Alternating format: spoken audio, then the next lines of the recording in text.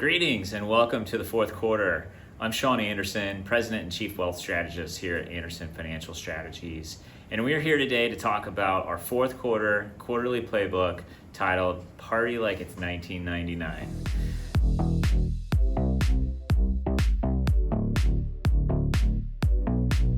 So I know what you're thinking, either, wow, that was a great song by Prince, or oh no, I remember 1999 and the years that came after that, and that wasn't such a fun time. I was dreaming when I wrote this, so forgive me if it goes astray.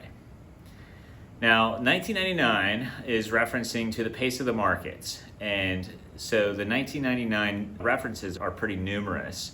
The everything rally has taken certain asset levels to new heights, and that allows valuations to be stretched in some areas.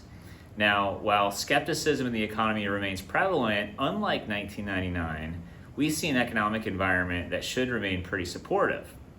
Unfortunately, however, this permits some sectors to remain drastically extended. However, still, policy and market tailwinds should provide a cushion for fundamentals to catch up without having a negative effect. In these unusual times, it's important to remain disciplined through the eccentric phases of the market and positioned for a myriad of situations. So we'd like to bring back an old Irish saying, always remember that hindsight is the best insight to foresight. So speaking about hindsight, what's happening in the economy, or what has been happening in the economy? We've seen a lot of policy shifts this year, most notably the expansion of tariffs and the resumption of enforcement of immigration laws, which has caused distortions in the GDP reporting for both directions. Q1 had a negative 0.5% GDP growth rate, followed by a plus 3.8% in Q2, so a snapback. That was largely distorted by net exports and gross private domestic investment. However, even in the third quarter is expected to be also an additional plus 3.8%. So a very strong growth rate for the second quarter in a row in Q3. That said, a lot of attention has been paying to jobs and payroll growth. So payrolls are an early indicator of the economy, and we have seen some signs of economic slowing from a payroll standpoint. However, when we look at the actual numbers, we still see unemployment very low. But people are talking about the negative 13,000 job decline in June and a very small plus 22,000 job growth in August. You add in the negative 911,000 revision by the Bureau of Labor Statistics that had overstated jobs by almost 1 million jobs over the prior year, you can see that payroll growth is slowing. One of the things though, even though that's an early indicator, we look at the absolute level of employment. So the absolute level of employment at 4.3% for U3 official unemployment rate is still very low compared to historical standards. And U6 being at 8.1 is still very low as well. However, we look at the pace of increase. So 4.3% for U3 is up from 4.1 in June, and the trigger level for something called the SOM rule would be if the 3-month moving average goes above 0.5% above the trailing 12-month low, that would indicate a recession.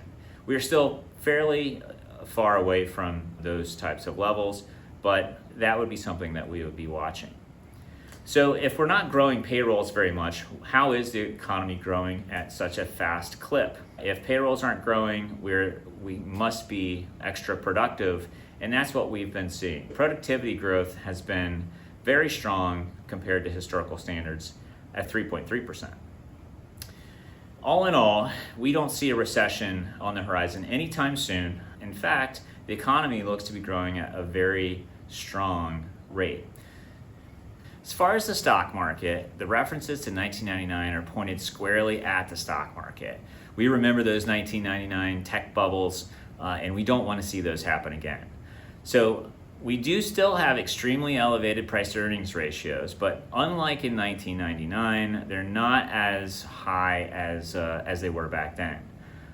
The other difference, though, is that the concentration of the top 10 stocks is almost double what it was in 1999.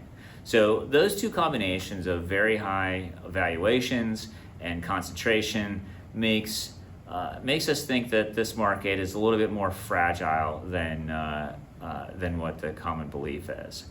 Now, we have seen the market be somewhat hype-driven, especially since those April lows, where you've seen a lot of the top 10 stocks, mainly those hyped-up stocks, drive a lot of the market movements. Now, cautionary tale, when we look at market levels where we are today, we've never seen a 10-year period of time where we've seen where there has been positive returns over 10 years. So the implied 10-year average return is negative 4.1% per year at these levels. But there has been those 1 year periods of time that following these high valuations that you do get positive levels. That's been the case though for the last year or two, and so we think we're kind of running out of time with that. So it is prudent to be a little bit more cautious with our equity positioning currently. Now, we don't want to sit out though. We do need to have exposure to all segments of the market, but we would just want to do so in a more prudent way. So we're not looking a gift horse in the mouth. We appreciate that the stock market has been as high as it is, but we're not going to be doubling down like a foolish gambler either. So moving over to bonds. So the bond market's actually picked up in performance. So the Fed lowered rates in September, and we've anticipated further rate cuts coming. Bond market has really picked up. The Barclays Aggregate Index has gained over 6% year to date through the third quarter, and we expect a couple of more percentage points by the end of the year, again, fueled by those rate cuts. When you look at where we're starting at with these potential yields, though, where we have very high yielding bond environment, we believe that bonds have a skewed risk return profile to the upside through the end of next year. Credit spreads in both investment grade bonds and high yield bonds are at historically low levels, which is a vote of confidence for corporate balance sheets, further indicating that the bond market doesn't see much economic weakness either. We feel that bonds should be a key driver of portfolios this quarter and the following quarters. Now, turning over to international markets. International assets, both stocks and bonds, have continued to outperform the U.S., with the developed market MSCI All Country World Index that excludes the U.S. up 26.6% through the third quarter, and emerging markets up 28.2%. That's all compared to the U.S. here at 14.8, which is the S&P 500. When you look at global bonds, the global bond index that excludes the U.S. is up 9%, and emerging markets up over 10%. That's compared to the Barclays U.S. bond index at 6.13. Now, a significant portion of these returns, though, are stemming from the currency movement. The U.S. dollar, as we mentioned last quarter, has moved or declined about 10% so far this year, which increases the value of foreign assets. Now, the weakening of the dollar is a little bit unusual, though, as increased tariffs usually push currencies higher along with higher interest rates. That being said, since the dollar looks to be at least stabilizing in this environment, if not moving maybe a little bit higher, it may be more difficult for future international outperformance.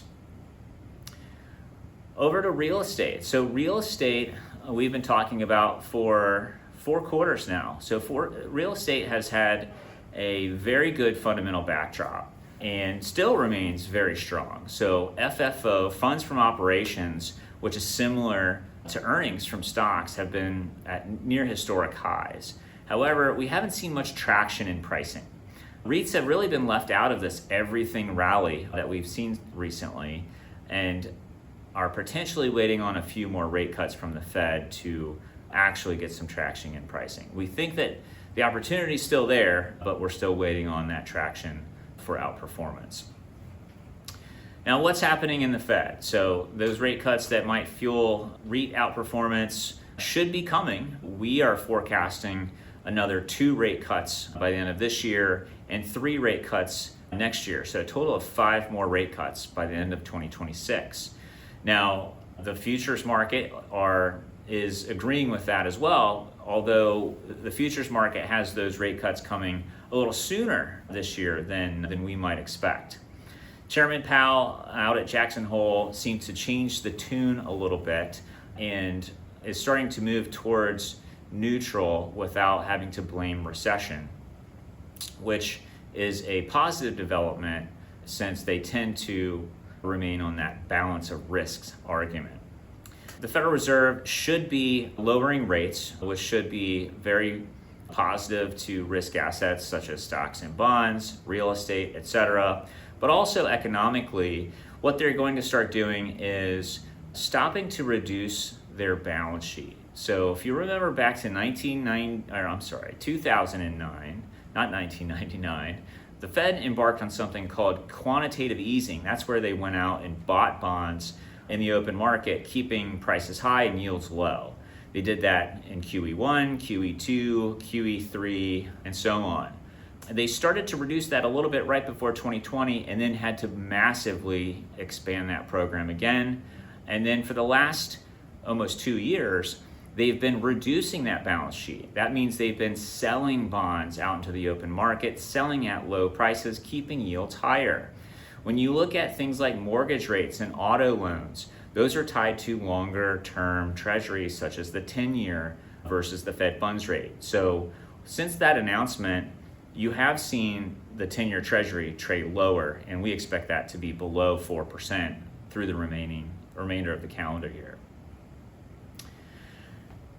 And then we have Washington. So what's happening in Washington? So in legislative affairs, the only thing happening in Washington currently is this government shutdown. We are in the middle of a government shutdown, and that is not unusual. We've had several government shutdowns in the past, which has caused nearly 750,000 government workers to be furloughed. So how does that affect the economy, and what should we expect? It turns out that government shutdowns are typically very temporary, the longest one to date lasting 35 days back in 2018. And that did have a slight impact to GDP, but had mostly recovered. So government shutdowns are inconvenient. They're not something that we like to see, especially with the data that does not get reported from government reporting agencies like the Bureau of Labor Statistics, but all in all are not economically impactful.